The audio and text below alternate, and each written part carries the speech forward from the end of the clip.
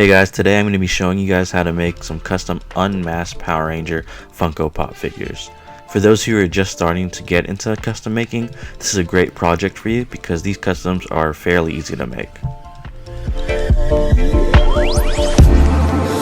First, you want to choose your Funko heads. You can choose whichever pop heads you want for your customs, but these are the ones that I chose. I was able to find all of them on Amazon.com for fairly cheap. And of course, we'll need the bodies to the pops. Since the original pink and red Rangers are vaulted and worth over $200 each, I've gone ahead and grabbed the new action pose versions of them, which you can find for retail price still. I was able to find pink and red Ranger at GameStop and the other Rangers at FYE, who had a buy 2 get 1 75% off deal at the time. For Jason the Red Ranger, I went with Jacob Black from the Twilight series.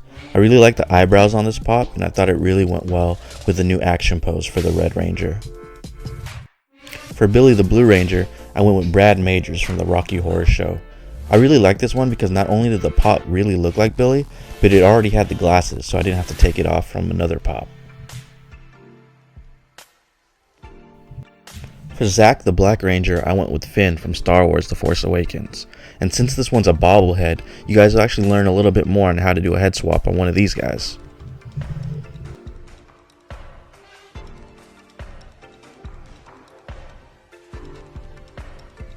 For Trini the Yellow Ranger, I went with Sue Metal from the band Baby Metal. This one's going to be a fun one too because we're going to get to do a little bit more customization on the head as we're going to paint the scrunchie on her yellow. For Kimberly the Pink Ranger, I went with Sarah Manning from Orphan Black. I really like this one for Kimberly because she had all her hair swooped to one side, which really gave that 90s feel that Amy Jo Johnson had back in the day. So to start, you're going to need a mug full of hot water. I stuck mine in the microwave for about 3 minutes. Then we're going to take the pop and dunk his head in the water and leave it there for about 1 to 2 minutes.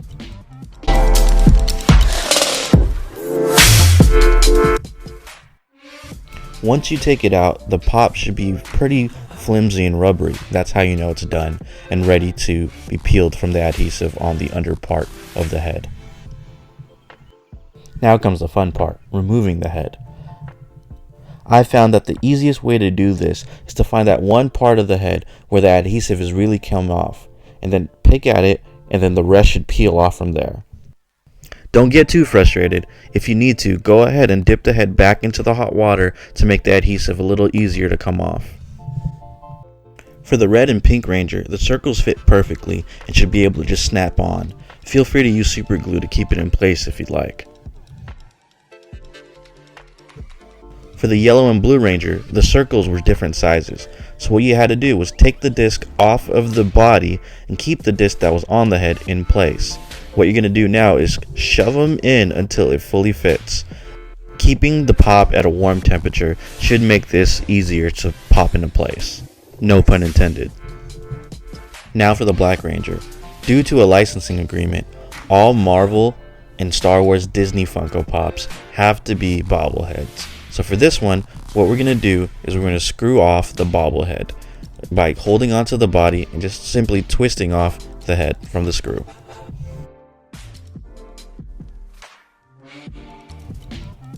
Take the spring from the head and tuck it inside.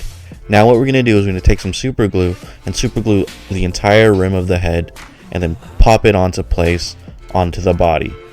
Hold it onto the body for about 2 to 3 minutes depending on the type of super glue you're using. Now we're going to have some fun with some paint. Acrylic paint is definitely the best paint to use for pop customs. You also want to get a sealer for it as well. There's also the spray can version of the acrylic sealer, but for work this small, I would recommend painting it on. That way you have more control over your work. I got this paint and sealer from my local hobby shop, but you can definitely find better quality paints online if you'd like. Now a lot of people like to paint a primer first before painting on to the custom. Since yellow already is a pretty light color, what I'm going to do is I'm just going to do 2 coats of yellow. The first coat will work as my primer, and then the second coat will be the color itself.